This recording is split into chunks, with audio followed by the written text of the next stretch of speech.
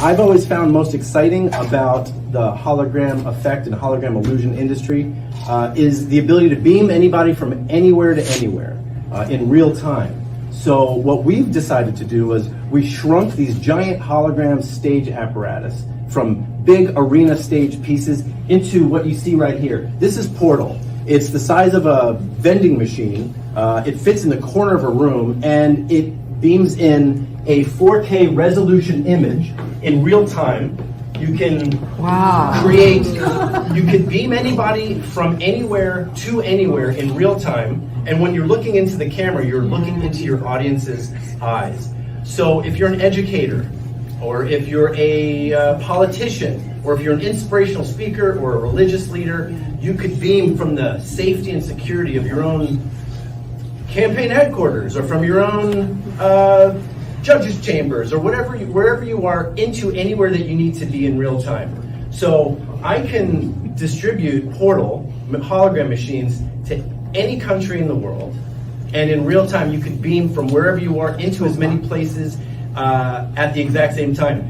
Each portal has an audience-facing camera, so that when you beam in front of audiences around the world, the camera sees the audiences. So I'm here with you right now. However, if I wasn't, I would still be able to see you because I've got an eye on you.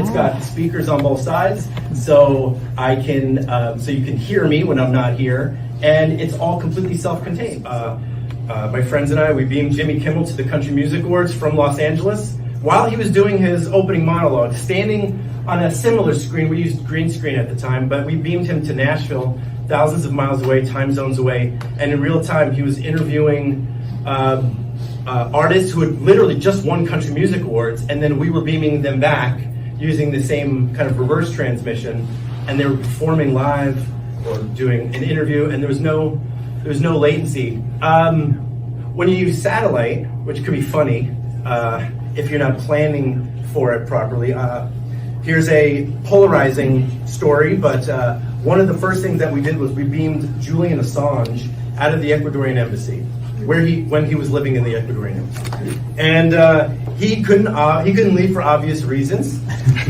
So what we did was we got a call. Julian Assange was promoting a book, and he wanted to promote it in the United States at a place called the Nantucket Project, which is like a TED Talks, but on a small island off the on Nantucket Island. And so what we did was we went up to the third story conference room inside the Ecuadorian embassy, had a satellite truck outside, and then we beamed his image as he was sitting on a white stool. We beamed him to Nantucket, and then we had this guy named Eugene Jarecki, great documentary filmmaker and an interviewer. He was sitting opposite Assange's hologram on the same white stool. We bought two white stools. We sent one to Nantucket, we sent one to London, and they were, and you could Google it, it's amazing. They look like they're there at the exact same time facing each other, but there was about a half a second delay because it's a quarter of a second up and a quarter of a second down. So it's when there really wasn't much of an issue until they tried high-fiving each other at the end. they were having a little bit of trouble with that. But the late night talk show host had a great time with that. I won't even repeat the joke because I won't do it justice, but so they couldn't really get the high five going, and then I believe it was Jimmy Fallon that said, that's how all white people high five.